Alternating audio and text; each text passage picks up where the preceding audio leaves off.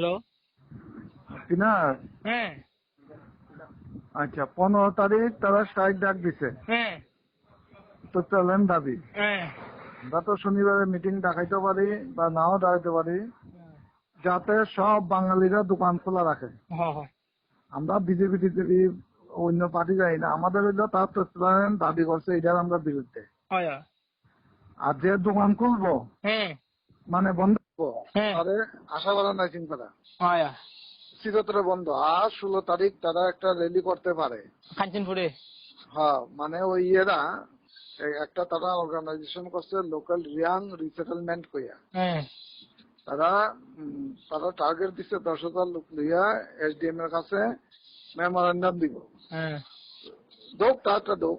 না না কিয় রিসেটলমেন্ট দিত তারা বাইরে হইলে আমরা লাঠি লিয়ে বেরিয়ে। আচ্ছা তারা মিছিল করে যাইয়া দোক, এখানে যদি কোনো ডিসপুট করে হ্যাঁ সমস্যা করে হ্যাঁ ওই দিন যাতে কেউ পোলাপাইন এলাকা না ছাড়ে হ্যাঁ সতর্ক থাকতো।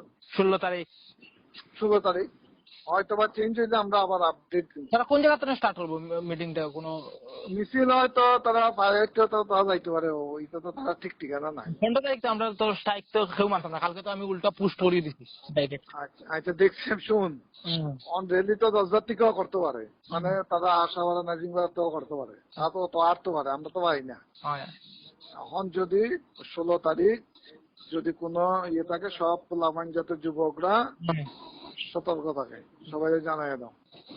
আচ্ছা ঠিক আছে। মিটিং রাখার শনিবার, তারপরেও হ্যাঁ খরচ যাতে কম না থাকে। কি আছে তারা মিছিল টিছিল বার করি যাইতো কোনো রাস্তা তো বেটা লাগে, আমরা শুকনা করে ওখানে এমনিও করো। সব ঠিক আছে, আমার নিতাই অসুস্থ, নিতাই তার প্রেশার যেটা তোরা আছে, তোরা যুবকরা এটা ইন্টিমেশন ইনফর্ম করে রাখ। আচ্ছা ঠিক আছে। ঠিক আছে, আমি সিদ্ধার্থরে ফোন করছি। আচ্ছা আচ্ছা।